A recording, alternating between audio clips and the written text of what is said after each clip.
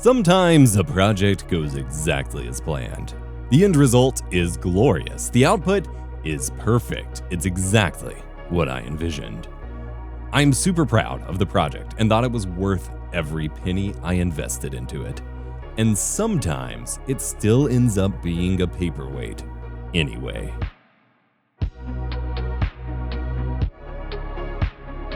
This little camera is the Canon L2, not to be confused with the Canon L2, which came some 30-something years before this one. Also known as the LX1T in Japan and the EX2HI in European regions. This was an 8mm camcorder built to basically be a cinema camera with a new lens mount, the Canon VL mount, and some beautiful first-party glass available for it. Canon envisioned a whole line of VL lenses for what was perhaps supposed to be a continuation of the series, plus an optional EF to VL adapter, allowing users to attach their higher-end 35mm Canon lenses as well. The L2 was compact, lightweight, versatile, supported powered microphones and live video output, producing a pretty beautiful image off the single 1/2-inch CCD sensor. Standing as more of a professional camera over the standard handycams you're used to seeing in the high-8 format, with a professional price tag to boot, this camera was certainly unique for its time in 1994. I picked this bad boy up on impulse for a couple $100 back in 2024. It worked, came with a lens and a lens hood and a microphone and a charger, which also happened to double as a dummy battery for wall power too. Nice! I grabbed a third-party battery online and was off to the races.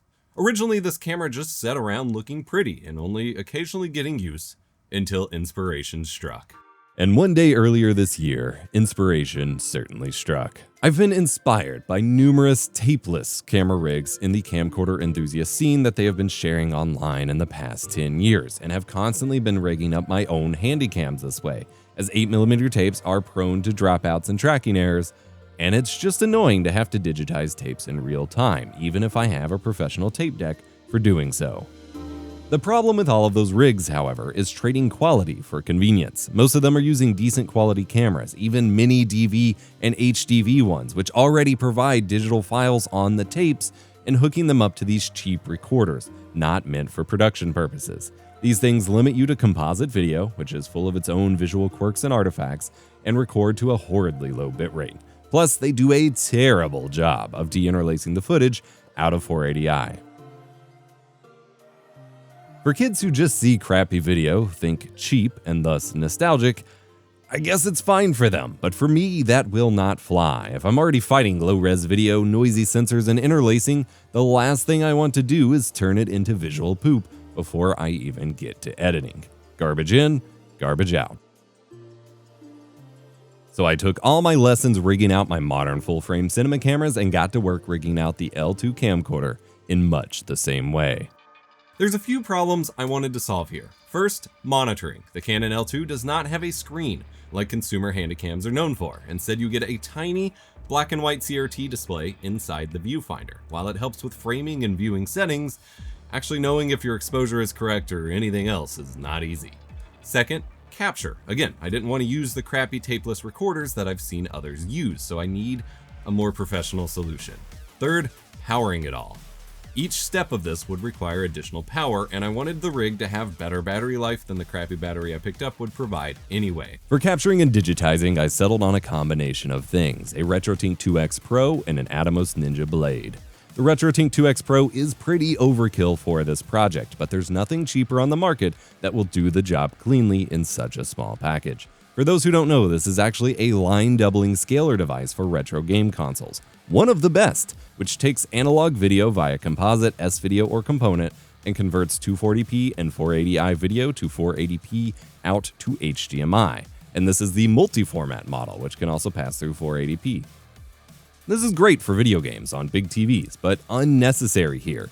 Instead, I'll be using its pass-through mode, which basically turns it into a very clean ADC, taking the analog 480i video feed and converting it into clean digital 480i HDMI. This is because I want to maintain interlacing in capture to avoid artifacts and deinterlace it in post to get the best results, smoothest frame rates, and so on. Interlacing is how old analog video worked, by the way, drawing video into two separate fields. Alternating those fields, alternating set of lines, quickly on a CRT display gives the illusion of full rate motion without requiring the full signal bandwidth. But interlaced video in a digital world without careful consideration results in awful lines called combing artifacts. That's one phase done. Analog audio and S-video, the best video connection on the camcorder, gets me the best possible signal out of this L2 and cleanly provides a digital HDMI out.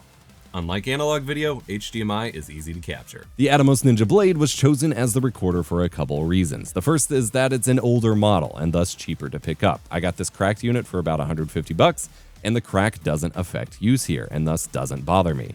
Its affordability means I've had a few of them in and out of my studio over the years as they've been useful and then gotten rid of them when they haven't. The second reason is that this is both a recorder and a monitor, giving me bright full-color video with focus peaking and exposure zebras and other nice monitoring tools to allow me to try and get a decent result while filming. By being an older model, the Ninja Blade supports 480i input and recording, which my newer, say, Ninja V or Ninja Inferno do not, allowing me an otherwise untouched lossless capture of this camera's native signal output straight to ProRes 422 HQ video, recorded to an SSD. A small 3D printed adapter allows me to fit a SATA SSD in here without needing to use Atomos' stupid caddies, and thus quickly prop the drive into my Blackmagic SSD dock at my desk for ingest.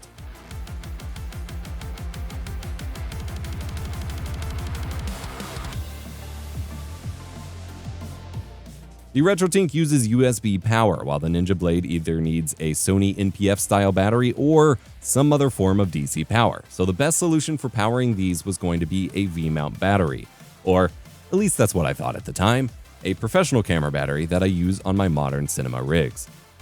So to mount all this, I started grabbing more modern grip gear. I grabbed one of those self-standing quick release plates I showed in an earlier video, allowing me to easily sit the camera on any surface and mount it to my tripods with ease.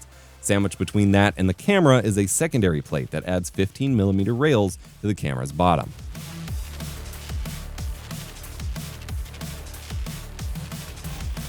Here I'd use a V-mount plate and a secondary clamp to mount the battery and attach the RetroTink to, keeping the rig minimal.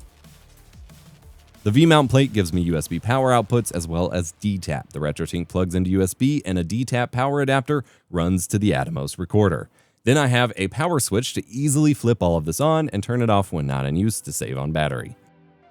The Atomos mounts to the main cold shoe mount on top of the camera with a basic shoe mount adapter. I also experimented with attaching a top handle like my normal camera rigs would have, giving me more holding and movement capabilities. There aren't cages for this kind of camera like there are new ones, and there's no mount points to mount anything else to, so I just had to go with a shoe-mounted handle from Camvate. This has another shoe mount spot on it, allowing me to put the monitor up top while still using the handle.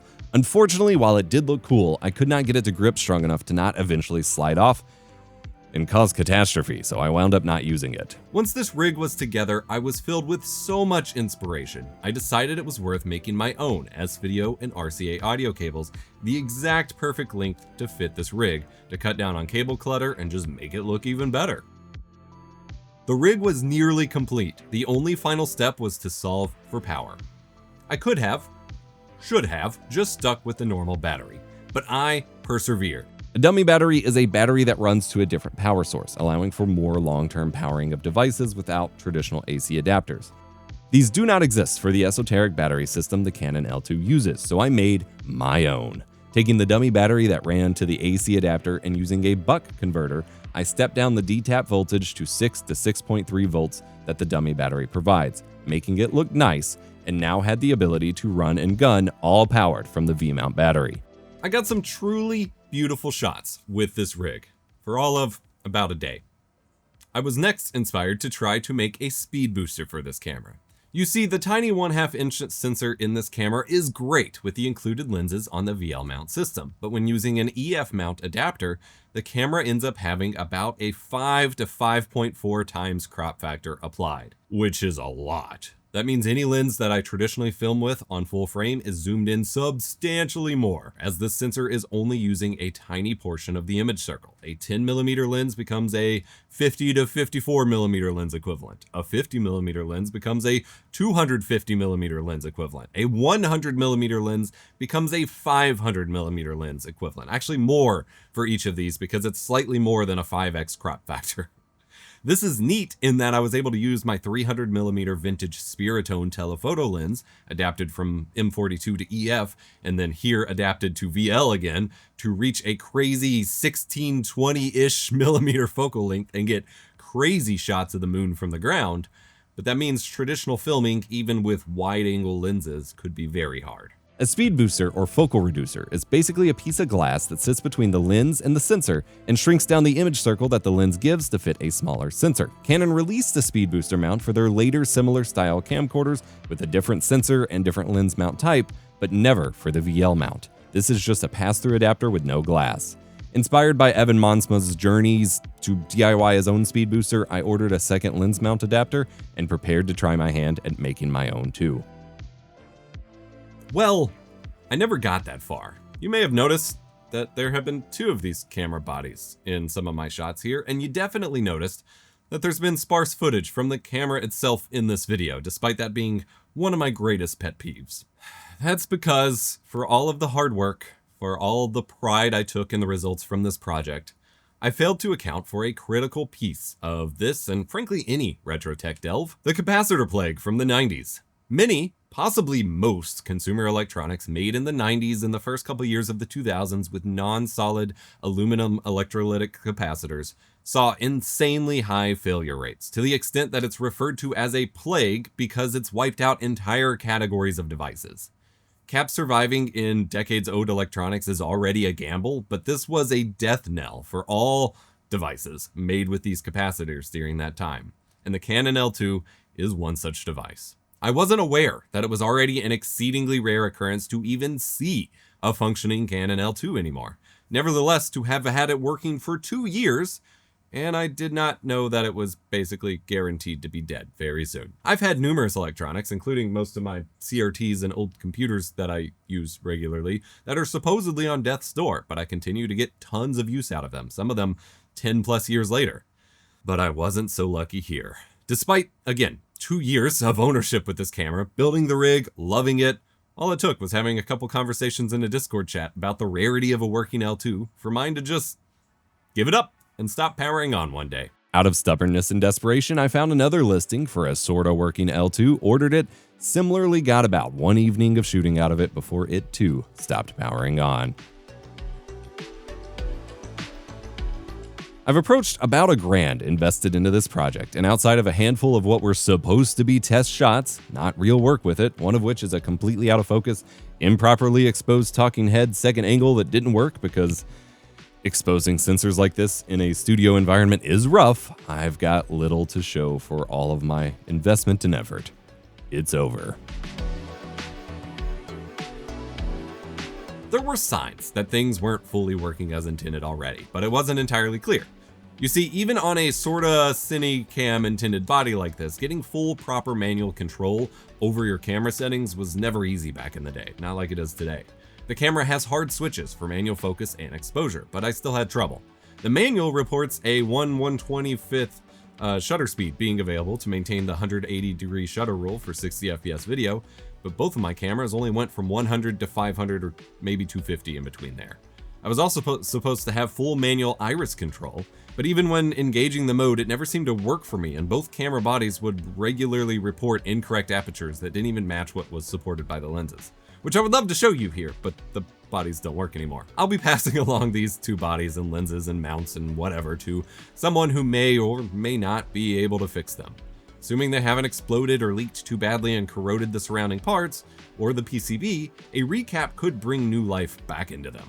However, there's no BOM list or recap guide online, so you'd be going in blind, and such a task is a tad beyond my expertise, or at least honestly, my patience and my capacity to keep ongoing projects going like that. Should a camera be revived one day, maybe I can feature it again. I'm really proud of my work here on creating this rig, and I'm incredibly bummed that I don't get to use it. The footage from the camcorder carried a pretty neat vibe overall, and a much cleaner image than any of my other CCD 8mm camcorders. But I do have other camcorders, and I plan on transferring what I've done here to my favorite of those, which I guess I still have to evaluate and decide on. And I want to do so in a much more compact way, since those handycams are a lot smaller. In the future, at least. So stay tuned for that. Have you had any similar experiences where everything goes right in a project, but it still all goes wrong? Comment below or join on the forums to discuss. And remember to be kind. Rewind.